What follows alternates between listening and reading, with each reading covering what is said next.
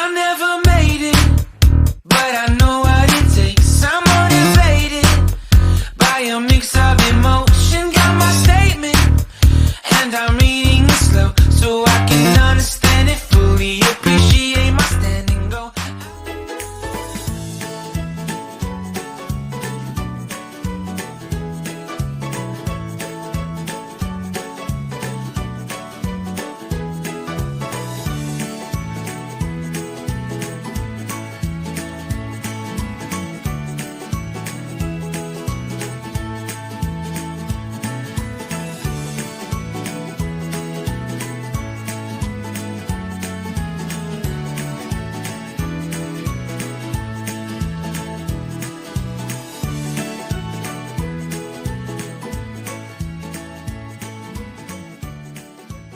Yang kami hormati Bapak Bupati Pindrang yang dalam hal ini diwakili oleh Bapak Asisten Pemerintahan dan Kisra, yang saya hormati, yang saya banggakan,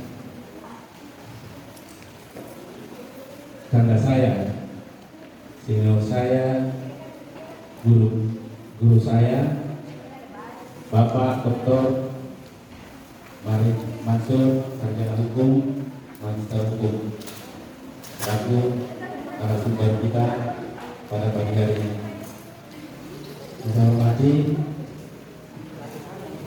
Kawal Hukum Sekda Pindrang, saya banggakan Bapak Dr. Mari Mansur yang bertindak sebagai narasumber pada hari ini.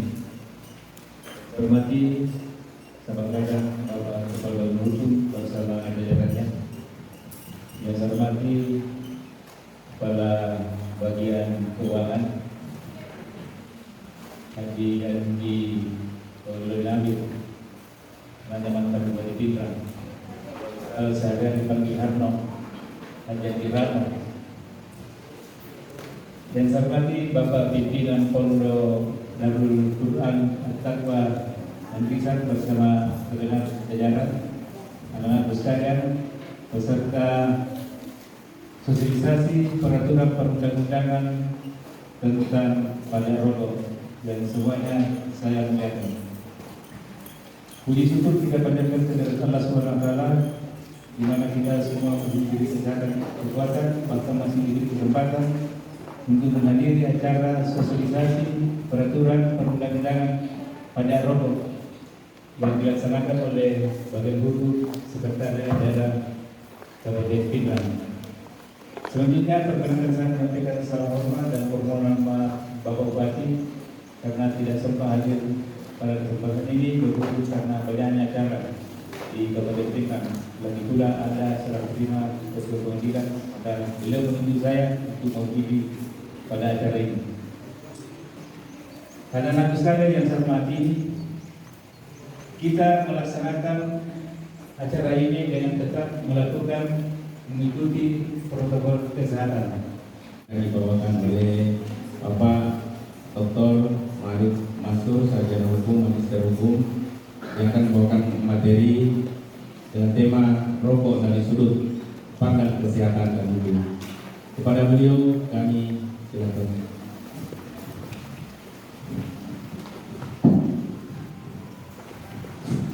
Bismillahirrahmanirrahim. Assalamualaikum warahmatullahi wabarakatuh.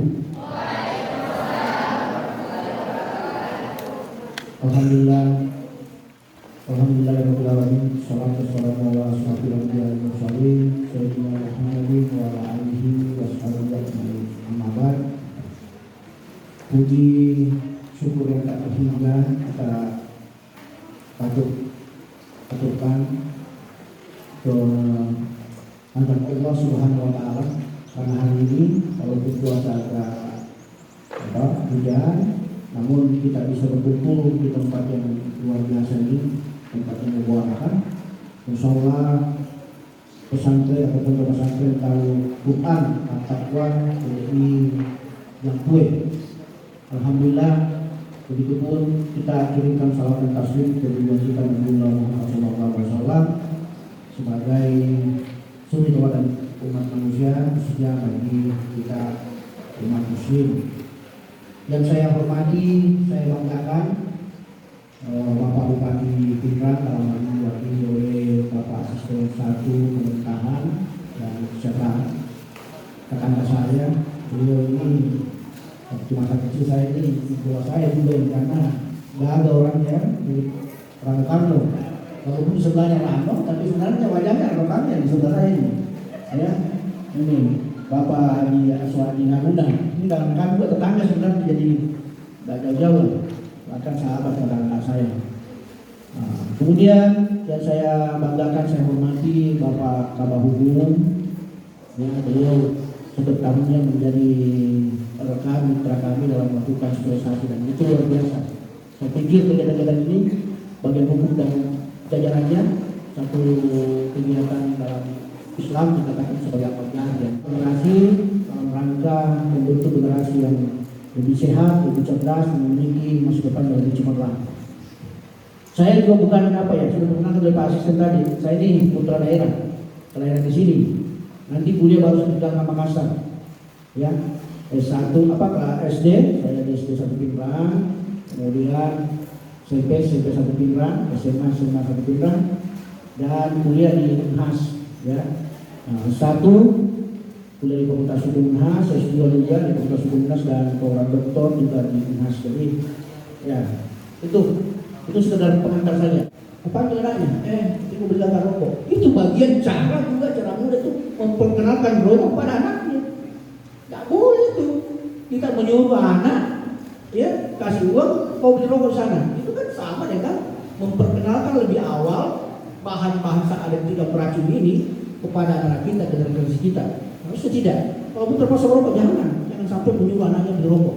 Terbaru lagi sampai di global ya. Bahasa survei tahun 2019 ada sekitar 40,6% pelajar Indonesia itu di usia 13 sampai 15 tahun, ya 2 dari 3 anak laki-laki dan hampir 1 dari 5 anak perempuan itu sudah pernah menggunakan produk tembakau. Ya, kan ini jadi bukan lagi kalangan anak kita laki-laki, perempuan Pak ada. Ini bukan data asal-asalan, tidak sih asal survei dan penelitian. Ya, yang terkemuka ini pernama ini ada sekitar 2019 saya ambil ini ada 40,6% pelajar Indonesia di usia 13 sampai 15 tahun. Rawan memang kita ini. Ini sudah kita beracun dengan sekitar dengan produk rokok. Nah, susahnya di sini ada sekitar perempuan ini 1 dari 5 anak perempuan itu sudah pernah menggunakan produk tembakau. Produk tembakau terserah mau rokok mau apa jelas ada tembakau ya. Kemudian 19,2 pelajar saat ini merokok di antara jumlah sekitar 60,6% bahkan tidak yang tidak merokok ya. Kemudian bahkan tidak dicegah ketika membeli rokok karena usia mereka. Nah ini lucu ini saya tanyakan tadi. Dan kita perkenalkan biasa orang tua kita ini atau kakak ini menyuruh anak-anaknya atau adik-adiknya beli rokok. Seharusnya kita cegah, termasuk harus ada aturan sebenarnya penjual itu tidak boleh menyerahkan atau menjual kepada anak-anak di bawah usia tertentu. Ini dampaknya harus diatur sedemikian rupa sehingga tidak boleh, ya karena itu bagian dari sosialisasi, bagian memperkenalkan lebih dini rokok kepada anak kita, padahal itu kan rokok berbahaya. Rokok, bagian dari itu. Kemudian pengaruh iklan itu luar biasa peranannya ini.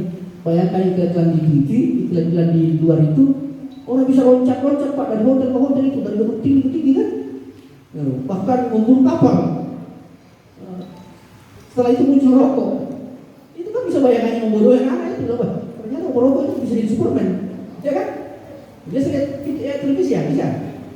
Itu memburu mobil terus naik loncat di antara hotel ke hotel atau gedung tinggi ke tinggi, kemudian ya terjun. Setelah itu merokok. Wah, seakan-akan ini orang merokok ini menjadi sponsor super. Itu kan iklan iklan yang sangat membodohi, tidak edukasi. Ya. Nah, padahal dalam Sumatera rokok dan sebungkus rokok sudah disiapkan, sudah itu menjadi peraturan, ya, bahwa rokok itu bisa ini rokok pintu gerbang menuju narkoba, ya akses cepat menuju artinya cepat bisa meninggal karena penyakit kronis. Rokok mematikan ya, kita matikan rokok karena bisa rokok itu mematikan kita. Ya, itu tengkorak banyak itu di iklannya, bahkan gambar tengkorak. Saya heran sekarang Pak ya, anak-anak sekalian, rokok itu kalau ini diberikan gambar itu ada yang bawa rokok sudah. Kalau situ kan sabtu sudah ada, rokok akan membunuhmu. Kemudian ada gambar tengkorak atau tenggorokannya bocor, tapi tidak ada takut-takutnya kita ini. Sudah jelas-jelas mengharapkan atas kamu benda-benda atau hal yang gigi atau kotor sebenarnya ya. Tentu karena dianggap ini tadi beracun ada 4.000 zat kimia, ya, kemudian 200 zat yang beracun, itu kan bahan cincin itu, penyakit itu jadi kategorinya ada ulama yang mengatakan rokok itu memfatwakan itu adalah haram, ada juga yang mengatakan makruh ya. Nah, tapi lebih banyak mengatakan haram itu rokok karena zatnya ini sudah dianggap sebagai hal yang kotor, gigitan karena racun, membahayakan kesehatan dan tubuh. Praktis ya di itu. Jadi bukan hanya dari segi kesehatan, dari segi penelitian dan sebagainya, tapi dalam Al-Quran pun memang ya, itu mengingatkan kita untuk senantiasa menggunakan hal yang bersih, termasuk kalau kita kategorikan ya rokok ini bisa jadi haram. Bagaimana Pak kabar Pak asistennya? Jangan kita selalu mengkonsumsi barang-barang termasuk rokok ini. Iya, jangan karena saya ini Pak kabar keuangan nanti besok jauh rokok lagi. Terima kasih. Kita lihat pada undang-undang kesehatan dulu. Kita beri undang-undang kesehatan berbicara tentang kesehatan. Nah, sebenarnya ada hak dan kewajiban diatur oleh negara. Ya, apa saja itu? Itu di masa depan. Setiap orang berhak atas kesehatan. Nah, kalau begitu kita berhak atas kesehatan, maka sepatutnya bagi teman-teman yang sudah sadar bahwa merokok itu bisa membahayakan orang di sekitarnya, harus tidak boleh sembarang tempat merokok dong. Karena dia kan menyalurkan penyakit. Cukuplah dia tidak bisa hisap untuk berhenti merokok, ya lebih baik jangan merokok di tempat umum, tempat-tempat khusus, karena lebih berbahaya orang-orang yang mengisapnya itu yang merokok pasif, jauh lebih berbahaya. Ya, ini sudah tahu tadi ada penyakit kronis yang bisa disebabkan. Kedua, setiap orang berhak mendapatkan lingkungan yang sehat bagi pencapaian derajat kesehatan. Artinya, karena itu hak kita, maka kita berhak melarang dan melanggar hak orang lain yang mendapatkan lingkungan yang sehat.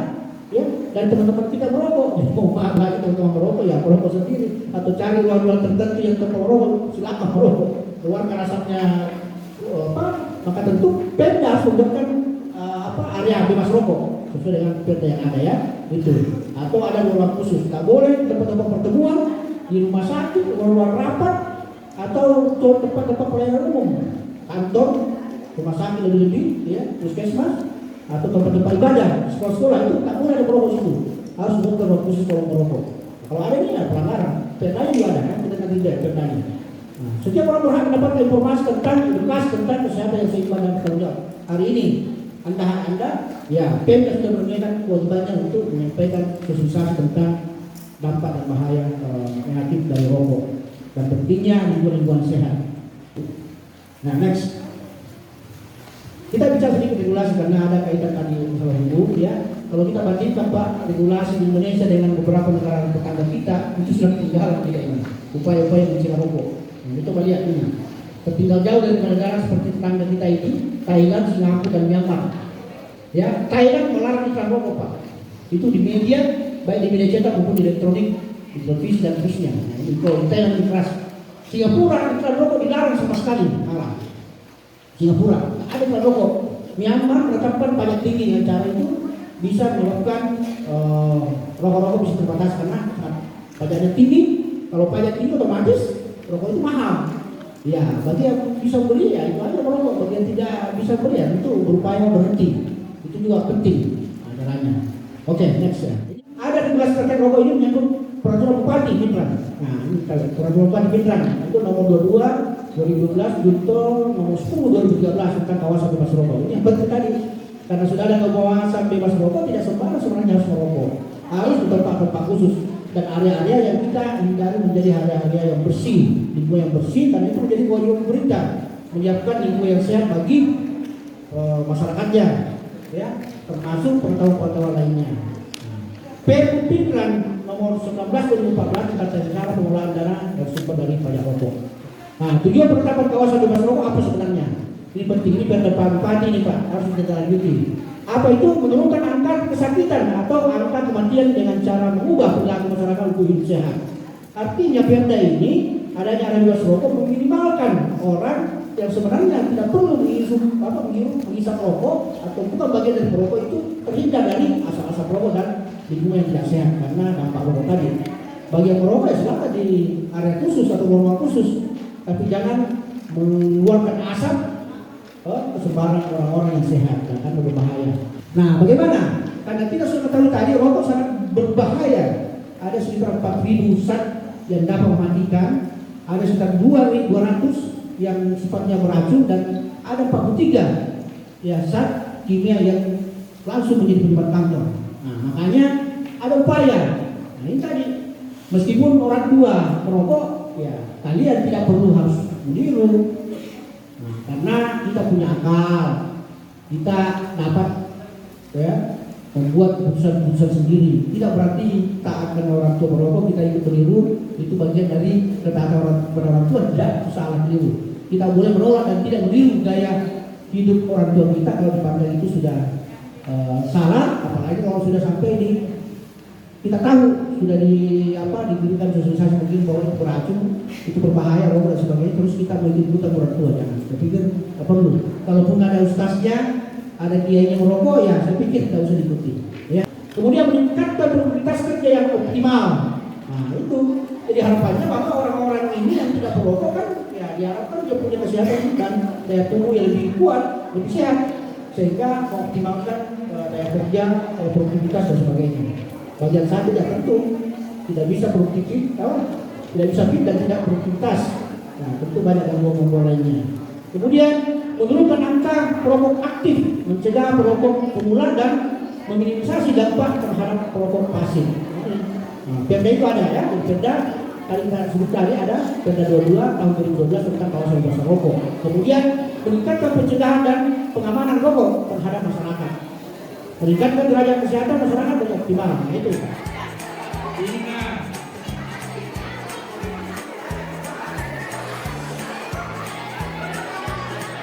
PPP ini harusnya hadir juga bisa mengawal kita ini sehingga paham bahwa Perda nomor 10/2013 ini bahwa sebetulnya harus disediakan Pak, yaitu tempat kerja.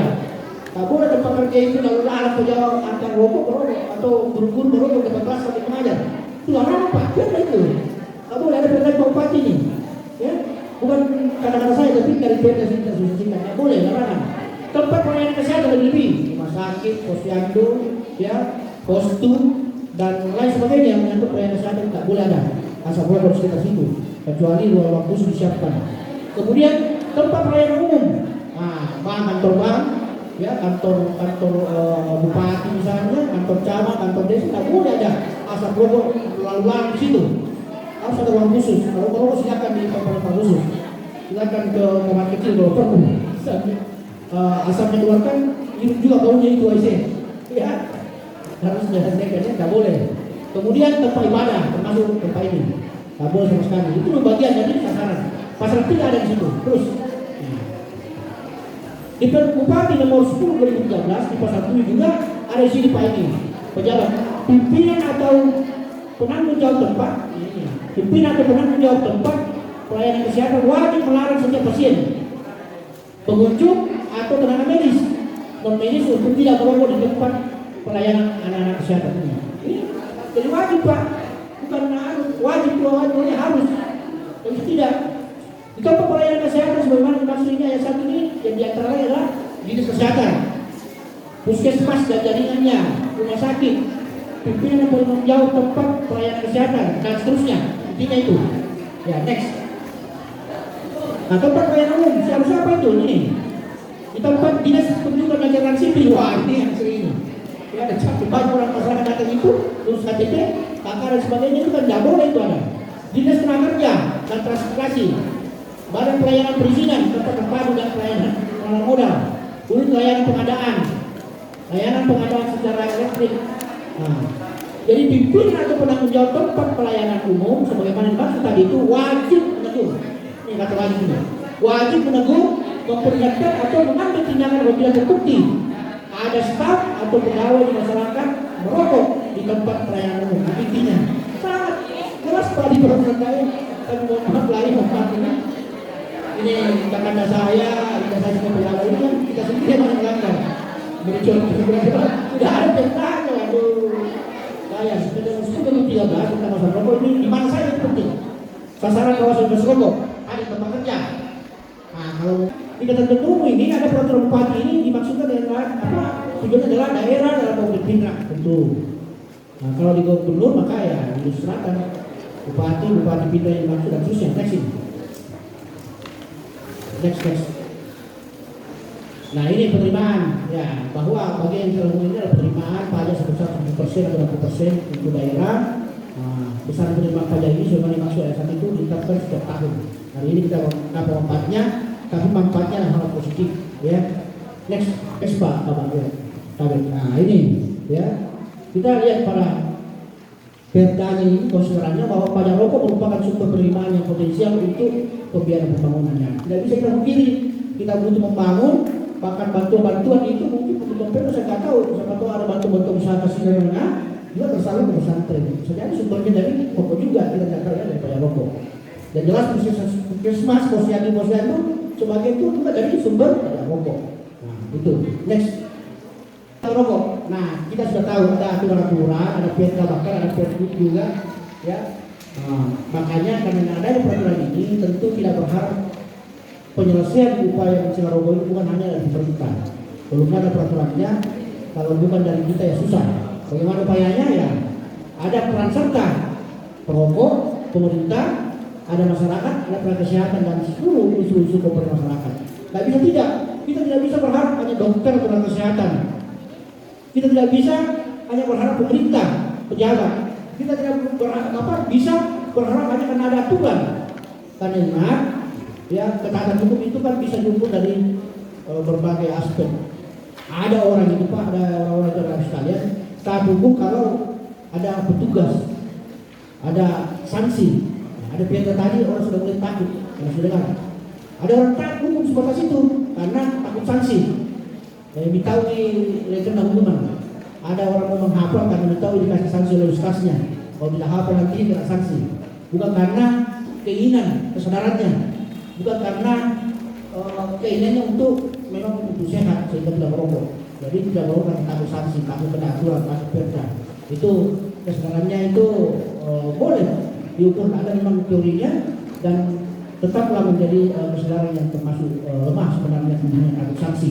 Orang karena diancam takut sehingga taat, disiplin. Tapi itu penting. Tapi nilai kesedarannya rendah. Ada orang juga taat mau melaksanakan aturan karena sadar sesalah-salahnya bahwa aturan itu yang bermanfaat untuk dirinya dan orang lain dan lingkungannya. Kita menyadari, mengetahui manfaat. Nah, kalau itu maka kesadarannya cukup bagus, ya.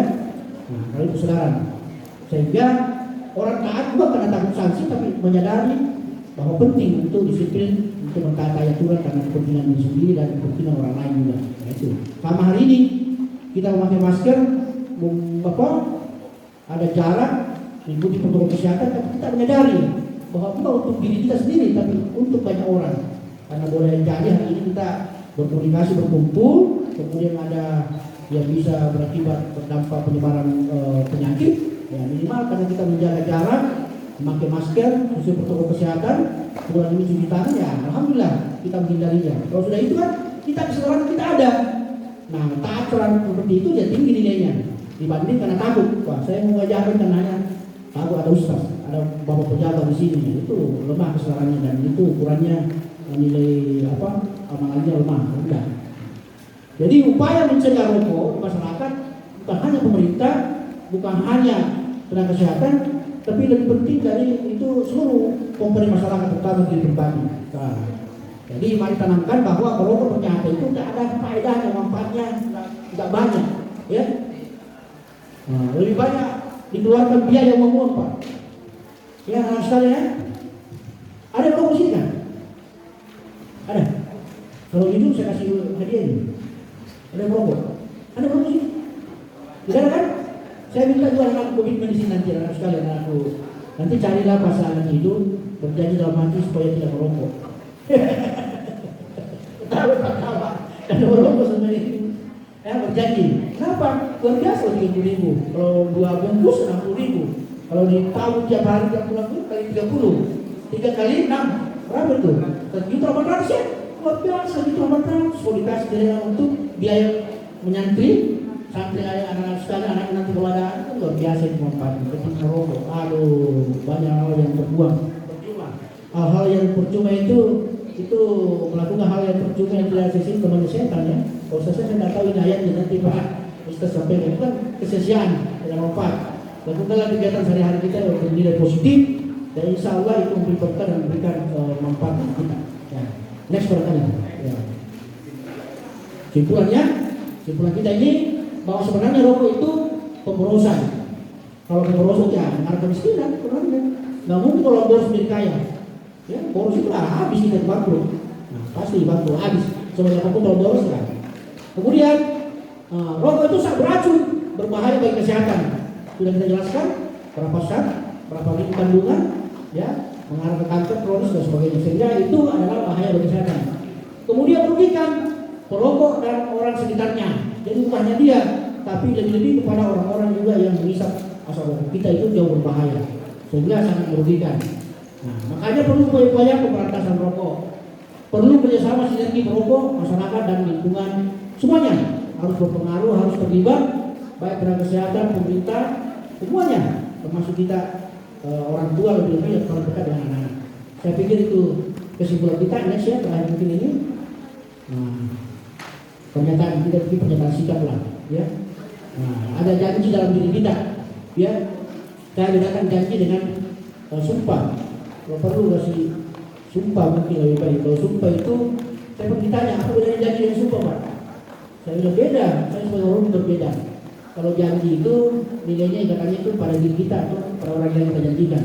Tapi sumpah itu nilainya itu menembus 7 langit ke atas Tuhan, ya. Nah, sumpah kita karena pertanggung jawabnya Tuhan nanti yang Maha Kuasa. Kalau janji ya hanya bisa membohongi, menipu orang dan sebagainya.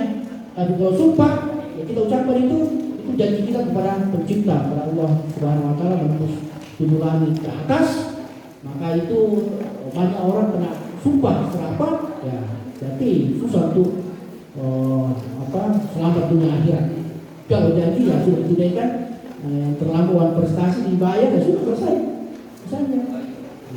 Daripada selesai masuk penjara apa sudah. Tapi kalau sumpah, makanya itu pejabat-pejabat disumpah Pak ya, bukan janji, disumpah karena penyaksiannya terhadap Tuhan melalui kitab-kitab suci. Gitu. Mari kita ya di pernyataan sikap misalnya. Jadi dapat disimpulkan bahwa merokok merupakan kegiatan bodoh. Maaf ini, wah saya sampai bilang bodoh ini. Jangan yang marah teman-teman saya yang merangkak ke sini. Bodoh kenapa? Jadi dilakukan oleh manusia yang mengorbankan uang, Pak, menghabiskan uang, ya, kesehatan, kehidupan sosial, ya, pahala, persepsi positif dan lainnya ini kan kita korbankan ini, ya. Maka bersyukurlah Anda jika belum merokok karena Anda adalah orang-orang yang smart dan pandai. Jadi bagi tidak merokok termasuk orang pandai. Nah itu hanya sikap. Kemudian ketika seorang menawarkan rokok maka tolak dengan baik. Merasa kasihanlah pada mereka yang merokok. Jangan dengarkan mereka yang menganggap Anda lebih rendah daripada mereka jika tidak ikut merokok. Perlu dihiraukan karena dalam hati dan pikiran mereka yang waras, mereka ingin berhenti sebelum merokok cuma karena sudah terlanjur kecanduan tadi ya. Pada prinsipnya saya yakin dan hari di sini yang sebentar merokok mau berhenti, insya Allah kita doakan ya mudah-mudahan segera berhenti merokok dan menyadari karena mereka merokok sebenarnya dengan tidak sadar menyalurkan penyakit, menyebarkan penyakit kepada orang lain di sekitarnya yang ikut bisa pokoknya. Jadi untuk sementara ini ya, saya mau apresiasi selain kemudian itu saya sampaikan sekali bahwa hari ini anak-anak sekalian paling beruntung dibanding setiap banyak warga Pindrang yang saat ini mungkin di rumahnya di terbatas itu berkumpul mendengarkan kegiatan seperti ini. Karena saya tadi berjanji dengan Pak Asisten sebelum di sini Pak, saya ditanya saya bilang Anda apakah itu masih ada 2 tahun beliau. Tapi kalau dilihat dia masih lebih tua dengan beliau karena rambut saya 2 putih ini. Nah, beliau mengatakan dosen itu karena pejabat eselon 2, eselon 1 itu kan sampai 60 tahun ya, ada ya. Nah, saya bilang dosen itu sampai 5 tahun kalau profesor jauh lebih. Beliau mengatakan bahwa ya biasanya dosen lebih enak, makin tua makin bagus kelihatan. Saya bilang gitulah. salah satu mungkin rahasia dari peristiwa Nabiullah Muhammad SAW ketika pertama kali mendapatkan wahyu, ya. Beliau minta baca lah ya Al-Quran. Nah, ternyata kunci bagi mereka yang mau belajar, membaca dan terus belajar itu akan sebenarnya melatih otak pikiran kita secara positif sehingga daya tangkap, daya pikiran kita yang ingin kita itu tetap bagus, kesehatan makin bagus, ya. Itu rahasianya mungkin. Makanya jangan berhenti belajar, karena belajar itu sejak dari kandungan sampai pernikahan, ya. Melalui dari orang tua, melalui mengajar kita orang tua saat kita hamil itu sebenarnya sudah mengajarkan janinnya, ya. Itu bagian. Mungkin demikian karena waktu, lebih kurangnya mohon dimaafkan. Wassalamualaikum warahmatullahi wabarakatuh.